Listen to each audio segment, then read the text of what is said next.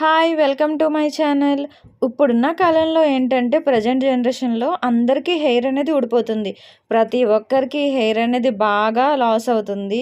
కొంతమందికి ఏంటంటే హెయిర్ ఊడిపోయిన తర్వాత కొత్త హెయిర్ కూడా రావడం లేదు. ఎందుకంటే ఏ ఆయిల్ పడితే ఆయిల్ వాడేస్తున్నారు కాబట్టి. అలా కాకుండా మన ఇంట్లోనే ఆయిల్ తయారు చేసుకోవడం ఎలా అనేది ఈ వీడియోలో చూపిస్తున్నాను. చాలా నేచురల్‌గా ఉంటదండి. ఇది గనక డైలీ మీరు వాడితే అంటే వీక్లీకి 4 టైమ్స్ కానీ ఇలా ఆయిల్ అప్లై చేసుకుంటే తయారు చేసుకొని మీ హెయిర్ అనేది అస్సలు లాస్ అవ్వదు. అసలు ఊడదు. చాలా బావుంటదండి నేచురల్ కాబట్టి. ఎటువంటి కెమికల్స్ లేకుండా మన ఇంట్లో ఉన్న వాటితోనే ఆయిల్ తయారు చేసుకోవడం ఎలా? చాలా ఈజీ అండి. ఇప్పుడు కలబంద అనేది అందరి ఇంట్లోనే ఉంటుంది కదా! ఇదివరకు అయితే ఎక్కడో దొరికేది కాదు. ప్రెజెంట్ ఏంటంటే అది పెంచుకుంటే మంచిదని చెప్పేసి అందరూ పెంచుకుంటున్నారు. కలబంద మనకి కావాల్సినంత తీసుకోండి. అంటే కొంతమంది వీక్లీకని ఆయిల్ తయారు చేసుకుంటారు. లేకపోతే మంత్లీకి తయారు చేసుకుంటారు. నేనైతే ఫుల్‌గా తయారు చేసుకొని ఒక బాటిల్‌లో ఉంచుకున్నాను. కానీ మళ్ళీ మీకోసం తయారు చేసి ఈ వీడియో కోసమని కొంచెం అయితే తయారు చేశాను నేను. కలబంద మొత్తం చెక్కేసుకొని మొత్తం పై తొక్కంతా చెక్కేసుకోవాలండి క్లీన్‌గాని. ఫస్ట్ వాష్ చేసుకోవాలి. వాష్ చేసుకొని తొక్కంతా చెక్కేసుకోవాలి. ఆ తర్వాత కొబ్బరికాయ తీసుకోండి. కొబ్బరికాయ ఏమి ఎండబెట్టకూడదు. కొబ్బరికాయ తీసుకున్న తర్వాత కొబ్బరికాయని చిన్న చిన్న ముక్కలుగా కట్ చేసేసుకోవాలి. బాగా చిన్న చిన్న ముక్కలుగా. ఎందుకంటే మిక్సీలో వేయాలండి ఆ తర్వాత.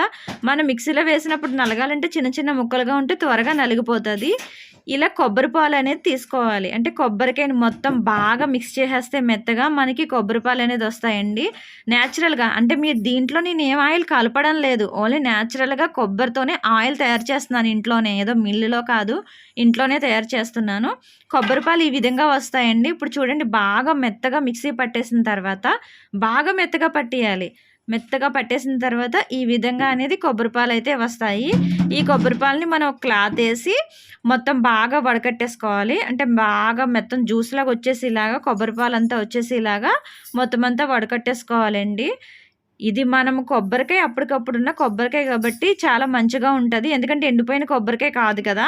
ఫ్రెష్ కొబ్బరికాయ కాబట్టి బావుంటదండి. బాగా మొత్తం ఇలా మెత్తగా పిండేసుకోవాలి.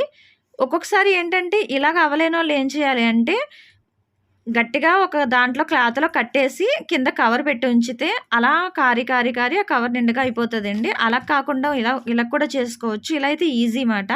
నేనైతే ఒక క్లాత్‌లో వేసి ఇలా కొబ్బరి పాలు బాగా పిండేసుకున్నాను. ఇలా ఇన్నయినియండి. చూడండి ఇన్నొచ్చినియి కొబ్బరి పాలు. ఇలా వచ్చిన తర్వాత ఏం చేశానంటే దీన్ని తీసుకెళ్ళి స్టవ్ మీద అంటే కొంచెం కాసేపు ఆగిన తర్వాత స్టవ్ మీద అయితే పెట్టాలి. కానీ అంతకుముందు ఏం చేయాలంటే మనం అలోవెరా తీసుకున్నాం కదా! అలోవెరాని కూడా బాగా గ్రైండర్ చేసుకోవాలి. అంటే మిక్సీలో వేసుకొని బాగా మెత్తగా పేస్ట్‌లా చేసేసుకోవాలి. వాటర్‌లా అయిపోద్దండి. మనం వాటర్ ఏమి యాడ్ చేయక్కర్లొద్దు. ఆటోమేటిక్‌గా అది వాటర్ లాగే ఉంటది కాబట్టి జెల్‌లా ఫార్మ్ అయిపోద్ది.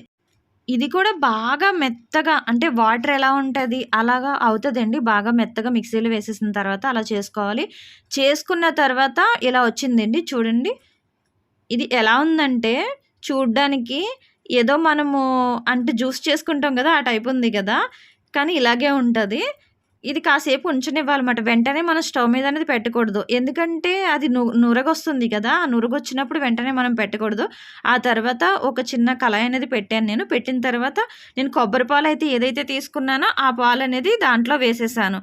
అది వేస్తూ ఉన్నప్పుడు ఏంటంటే తర్వాత స్లోగా కలుపుతూ ఉండాలండి. ఎందుకంటే అది తర్వాత ఏమవుతుందంటే పాలు విరిగిపోతాయి కదా! ఆ టైప్ అయిపోతది.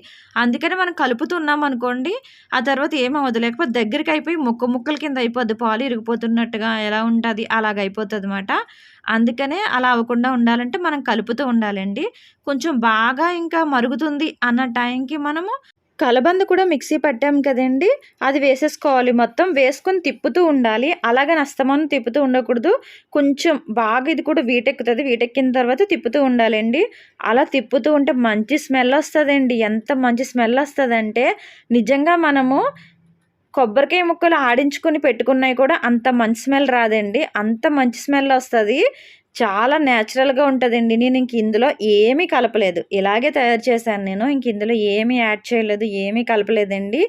ఇలాగే మొత్తం బాగా దగ్గరికి అవ్వనివ్వాలి. ఎంత దగ్గరికి అవ్వనివ్వాలంటే కొంచెం దగ్గర ఉండాలండి. లేకపోతే మాడిపోతదమాట.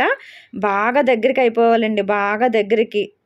అలా అయిపోయిన తర్వాత ఏంటంటే అది కొంచెమే అవుతది. మనం ఇంత చేసినా కానీ నేనైతే మీకు వీడియో చూపించడానికని చెప్పేసి ఒక కొబ్బరికాయ చేశాను. ఆల్రెడీ నా దగ్గర ఆయిల్ ఉంది. నేను ఇదే వాడతాను కాబట్టి నా దగ్గర ఆయిల్ ఉంది. కానీ మీకు చూపించడానికి అని చేశాను. ఆయిల్ అయితే తర్వాత వడకట్టుకోవాలండి. బాగా దగ్గరికి అయిన తర్వాత వడకట్టేసుకోవాలి. ఈ విధంగా ఆయిల్ వస్తది. తర్వాత వేస్టేజ్ అనేది ఈ విధంగా వచ్చింది చూడండి. ఈ ఆయిల్ గనక మీరు తలకి వీక్లీకి 3 టైమ్స్ 4 టైమ్స్ అప్లై చేసుకుంటే మీ హెయిర్ అస్సలు ఊడదండి. చాలా బాగా పెరుగుతుంది తెలుసా? చాలా న్యాచురల్‌గా పెరుగుతుంది. చాలా బాగా ఉంటుంది.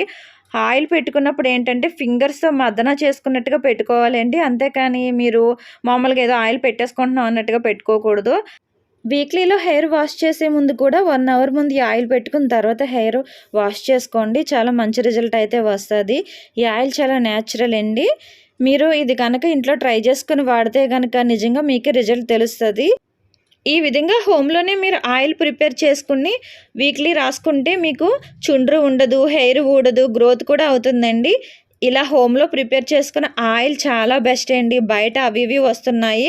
అలాంటివి వాడే కన్నా ఇలాంటివి ఒకసారి వాడి చూడండి. మీకే మంచి రిజల్ట్ ఉంటది.